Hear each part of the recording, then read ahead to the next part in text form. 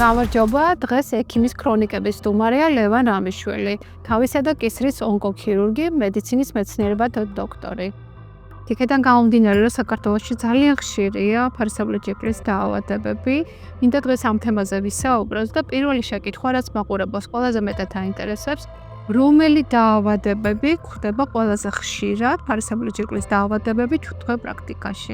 ფარისებრიჯიკლის დაავადებებს სკრინინგის მხრივ საქართველოში უჭირავს მეორე ადგილი, კერძოდ პირველ ადგილზე არის მკერდის სიმსივნეები. თვითონ ფარისებრიჯიკლის დაავადებები იყოფა ორ დიდ ჯგუფად. ეს არის კეთილთვისებიანი და ავთვისებიანი.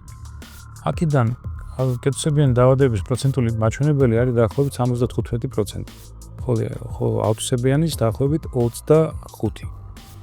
ეს პროცენტული მაჩვენებელი ზის მსოფლიო პროცენტულ მაჩვენებელშიც. ხო, ამ ჩვენ არა ვართ განსხვავებული ამ სტატისტიკურად მსოფლიოს მაჩვენებლებზე. და შესაბამისად ავადობაც მსოფლიოს ავადობის დაახლოებით პარალელურად მიდის ჩვენს ქვეყანაშიც. რომელი რისკ ფაქტორები უთხრობენ ხელს ამ დაავადებების განვითარებაში? ფარისებრის დაავადებების განვითარებაში პირველი რისკ ფაქტორები არის რა თქმა უნდა ენდემიური ზონები, ხო? შესაბამისად ის ზონა, სადაც იოდის ნაკლებობა, იოდის მოხმარება შედარებით ცივია, ეს არის პირველი მისი რისკ ზონა.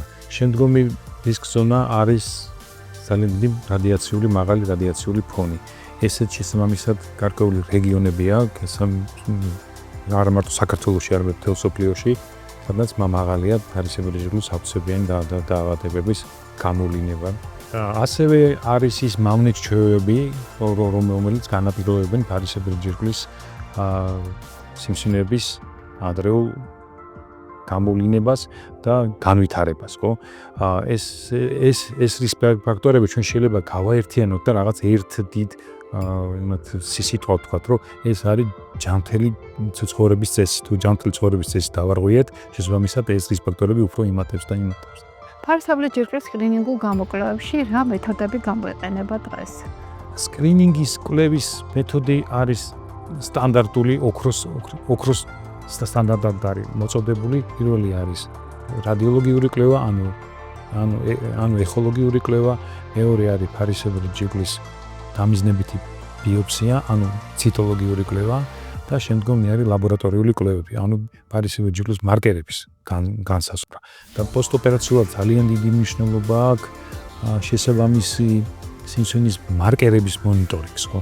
როგორც არის მაგალითად პაპილური დაავადებების დროს არის თიროგლობულინის, ფოლიკულური დაავადებების დროსაც შეიძლება ნაწილობრივ ჩავთვალოთ, რომ იგივე თიროგლობულინის მარკერია, არის მედულური დაავადებების დროს კალციტონინი მოდის წინ და კალციტონინის ძალიან ინტენსიური შესწავლას ვახდენთ და მონიტორინგს პაციენტის პოსტოპერაციულად. ეს რა თქმა უნდა გვეხმარება პაციენტისთვის შემდგომი შედეგის დადებაში და მის გამოჯანმრთელებაში. შევხედეთ კვანძოვან ჩიხს. მინდა რომ კვანძოვან ჩიხზე ვისაუბროთ. ეს თვითონ კვანძი როგორ ხდება მონიტორირება, რა სიხშირით, რა პერიოდულობით და რა რეკომენდაციას მივცემდით მაყურებელს? ფარისებრიჯიკლის კვანძების მონიტორინგი ცოტა რთული საკითხია და ძალიან ფაქისი, რომელშიც ერევა როგორც რადიოლოგი, ასევე ენდოკრინოლოგი, ასევე ქირურგი და ვიტყვიან მრავალ დარგობრივი, ანუ პოლიპროფილური მიმართულებაა, რომელსაც ყველა აკვირდება. ამ კვანძს აქვს თავისი ვიტყვიან ფაქტორები, რომლებიც გამახვილებინებს ყურადღებას ის მიდის სუდისკენ თუ არ მიდის.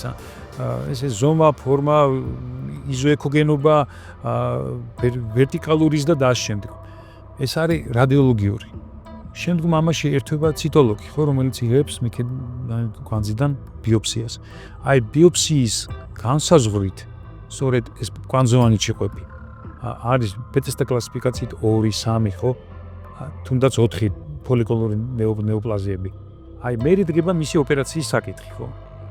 თუ ეს კოლოიდური კვანძია და არის პატარა ზომის, 2 სანტიმეტრამდე, 2 სანტიმეტრ ნახევრამდე, ჩვენ მას ოპერაციას არ ვუკეთებთ. ჩვენია დინამირო დავაკვირდეთ. თუ არ არის საშიში კვანძები. თუ მისი განძის ზომა აღემატება უკვე მიაღწევს 3 სანტიმეტრს და გადაცდება მას. აი მერე დგება ესე თქვა ზონაში და კოლოიდური დაავადებების. რა არის დაკვირვების პერიოდი, რამდენ ხანში ვიპარებთ? ეს დამოკიდებულია ინდივიდუალურად პაციენტის ისტორიაზე. საშუალოდ 6 თვე, მაგრამ არის ხანდახან რომ მას გენეტიკურად დატვირთულია ან ისეთი სამუშაო აქვს, რომელიც დიდ რისკ ფაქტორებთან არის დაკავშირებული. ესეთ სიტუაციაში ვცდილობ, რომ არ დაელოდო იმ 6 თვეს და შეიძლება 3 თვეშიც მოახდინო იმის მონიტორინგი, ხო? რა შემთხვევაში ვიყენებთ გენეტიკურ კვლევებს და რომელ გენეტიკურ კვლევებზეა საუბარი?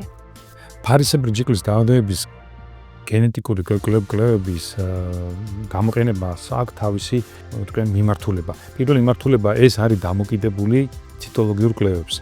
ციტოლოგიურ კვლევების შემთხვევაში ფოლიკულური ნეოპლაზიების ან ბეტას და მესამე ტიპის კლასიფიკაციების დროს პირდაპირ ჩვენებაა ჩვენ შევისწავლოთ ფარისებრი ჯიქლის მუტაციური კვლევები.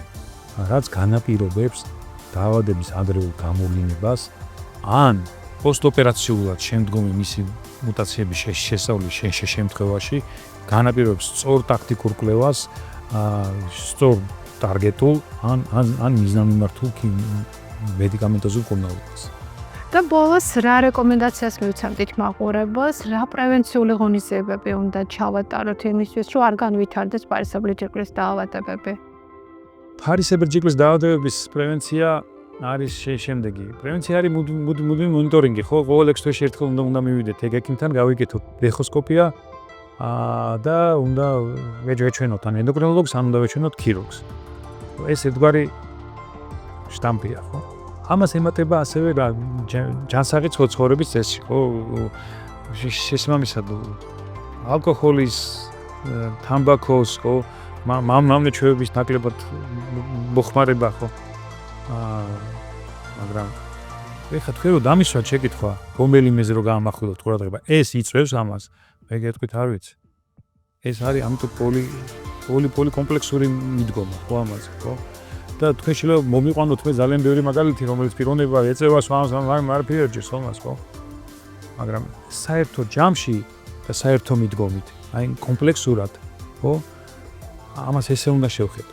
მაშინ უფრო სკრინინგულ გამოკვლევებზე გავამახვილოთ ყურადღება, რომ უფრო მეტად ადრეული დიაგნოსტიკა მოხდეს ასეთი დაავადებების, ვინაიდან მულტიფაქტორულია დაავადება, ანუ ბევრ ფაქტორზე დამოკიდებული და ალბათ სკრინინგული გამოკვლევა მაშინ დაგვეხმარება. ბატონო ლევან, დიდი მადლობა სტუმრობისთვის. ჩვენი სტუმარი იყო ლევან რამიშვილი, თავისა და კისრის ონკოქირურგი, მედიცინის მეცნიერებათა დოქტორი. დამატებითი შეკითხვებისთვის მოგწერეთ კომენტარებში.